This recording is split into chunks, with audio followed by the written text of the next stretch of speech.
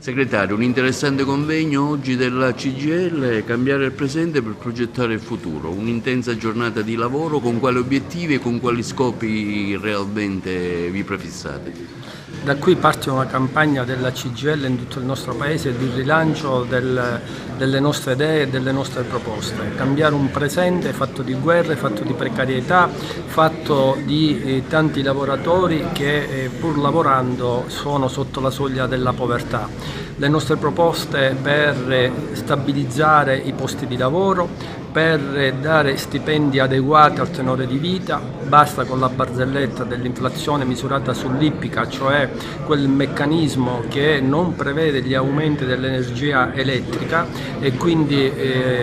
falsificano di fatto l'inflazione, tant'è che in Europa l'unico paese che non ha stipendi adeguati alla crescita è l'Italia. Da qui una proposta con il nostro segretario regionale Alfio Mannino per portare il 18 giugno a Roma tutte le nostre proposte che raccoglieremo in queste assemblee. Allora, oggi ad Agrigento per rilanciare con delle proposte in vista della prossima manifestazione che si svolgerà a Roma. Ecco, ma realmente qual è la vostra azione sul territorio? Noi stiamo provando a ridisegnare un piano per il lavoro che dia sviluppo e crescita a questa nostra regione, una regione che già prima della pandemia aveva degli indici sia sulla disoccupazione sia sulla qualità del lavoro assai preoccupante e che dopo la pandemia e oggi addirittura con gli effetti della guerra si è ulteriormente precarizzata.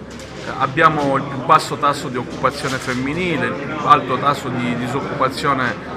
giovanile e quindi sono numeri estremamente preoccupanti. Per questo noi abbiamo la necessità di ridisegnare un nuovo modello di sviluppo e di crescita, puntando sulla nostra vocazione, agricoltura, turismo e anche quei settori della manifattura di qualità. È un lavoro particolarmente impegnativo, ma oggi abbiamo le risorse, quindi la classe dirigente di questa terra, al di là delle proprie articolazioni, ha il dovere di provare a costruire un futuro per le ragazze e i ragazzi siciliani. Ecco, cosa si ci aspetta da questa iniziativa oggi qua ad Agrigento, in una terra che purtroppo giorno dopo giorno vede sempre dei record purtroppo negativi? Ecco, l'azione della CGIL quale sarà nel territorio? L'azione della CGIL è quella di riconfermare i diritti e i principi fondamentali dell'organizzazione sindacale e di coinvolgere tutte le associazioni, le istituzioni e ogni organismo che si è impegnato nella società per lo sviluppo di questo territorio, partendo dai principi che sono insiti nel nostro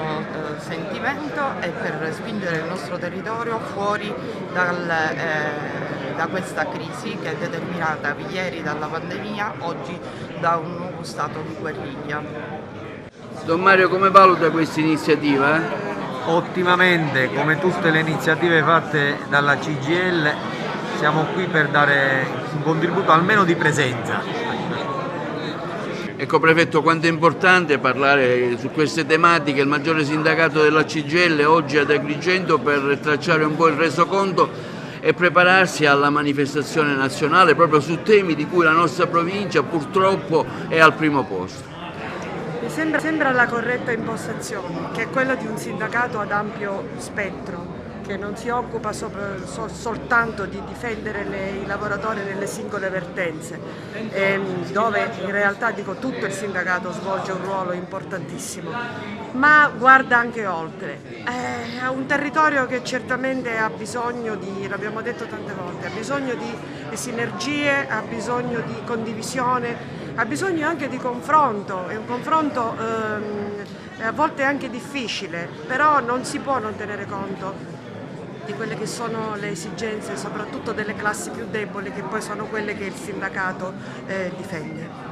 Commissario Zappia, oggi un interessante convegno qui della CGIL Agrigentina per fare un po' il quadro della situazione del nostro territorio e prepararsi anche a una manifestazione nazionale. Il suo contributo all'iniziativa di oggi? Il contributo che la sanità può dare è quella di sforzarsi, così come stiamo facendo, per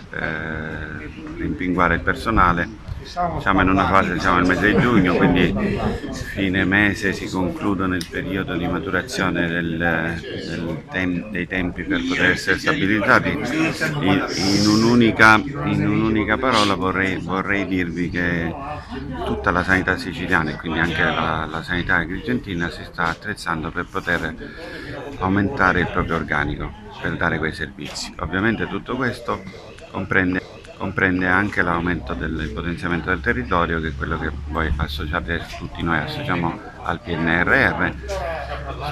sul quale facciamo tutti tanto affidamento, ma che comporta ovviamente un numero di persone che devono essere formate per lavorare e migliorare l'assistenza diretta alla persona, perché il PNRR, al di là dei soldi, per me che faccio organizzazione sanitaria, i soldi sono importanti ovviamente per poter fare le cose, però perché si occupa di organizzazione sanitaria significa spostare la sanità a casa del paziente, quindi la telemedicina, assistenza domiciliare, il territorio, tutte cose importanti, e per questo bisogna attrezzarsi, non è assolutamente facile, ma siamo